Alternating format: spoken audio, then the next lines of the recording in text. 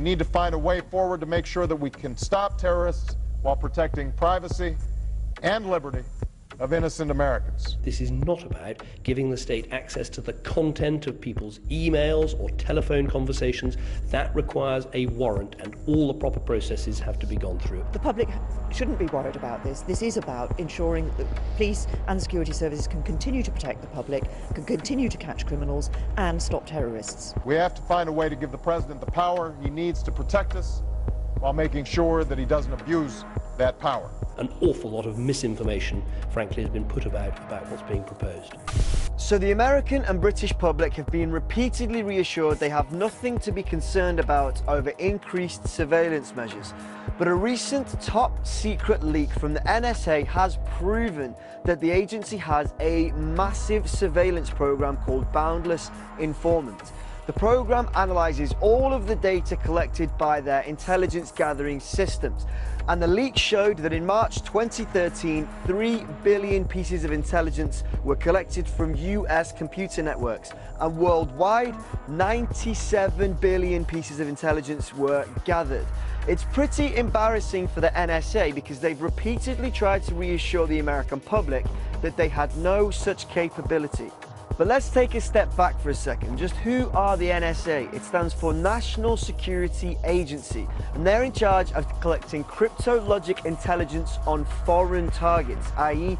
not American people. The American public are protected by the Fourth Amendment, which means that no wiretapping can take place without the approval of US foreign intelligence surveillance courts, the Attorney General of the United States, or the Director of the NSA, and a whole bunch of other stipulations, all there to protect the public.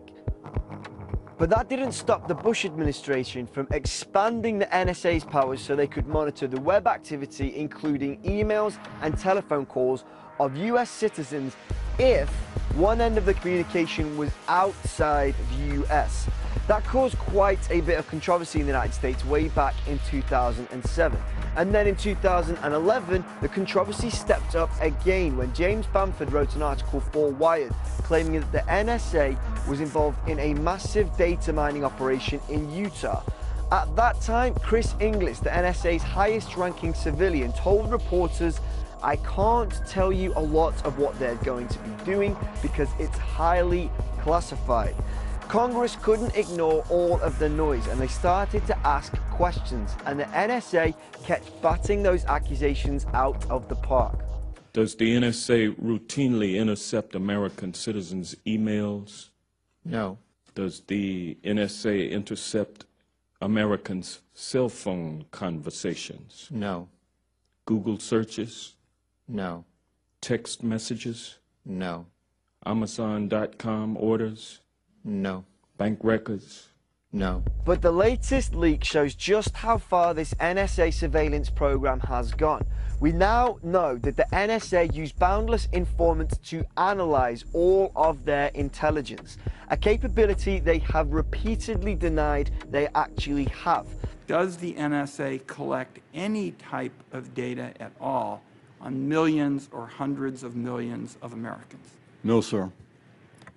It does not. Not wittingly.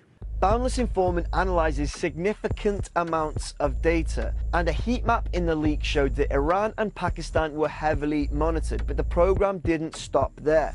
PRISM is the code name for their program to access data held by tech giants like Facebook, Google, Microsoft, and Skype, although those companies deny knowing the program exists at all.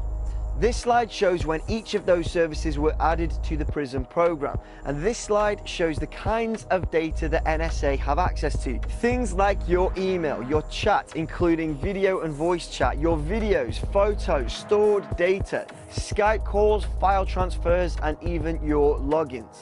The scale of this data access means that almost anybody in any country could have their information accessed. In an interview with The Guardian's Glenn Greenwald and Laura Poitras, the man behind the leak, Edward Snowden, revealed just how powerful this data is. I, sitting at my desk, certainly had the authorities to wiretap anyone, from you or your accountant to a federal judge to even the president if I had a personal email. And so then came the backpedaling from the politicians who reassured the public that there was nothing to worry about. General James Clapper, who denied the existence of these programs in Congress, called the leaks reprehensible. President Obama said congressional oversight would stop the NSA becoming Big Brother, but since he said that, it's been revealed that congressional leaders were briefed on it just 13 times in 4 years, so Congress was hardly doing its job of overseeing the agency. Al Gore tweeted that it was obscenely outrageous to have people secretly surveilled, and others have said it has broken the United States Constitution.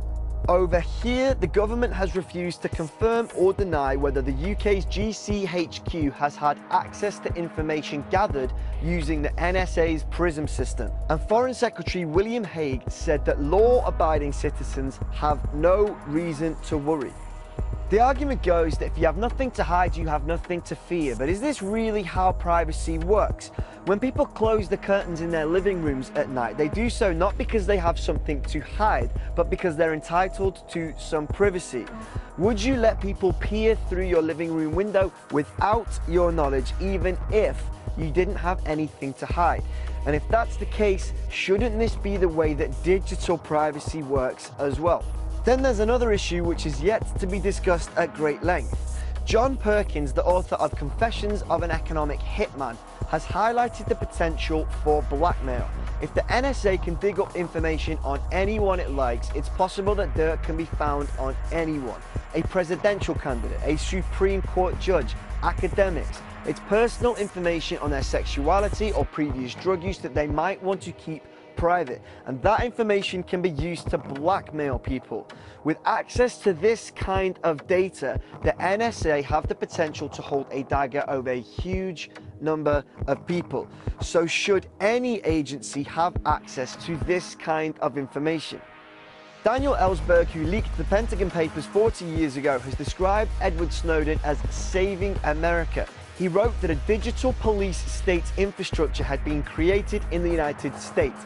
Ellsberg also says that this leak is the most important in the US's history. The greatest fear that I have regarding the outcome for America of these disclosures is that nothing will change.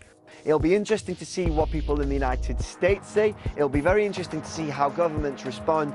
And as ever, we're always interested to hear what you guys think. So let us know your thoughts about this story in a comment. And if this is the first time you've seen Truth Loader, hit subscribe and we'll see you guys again next time.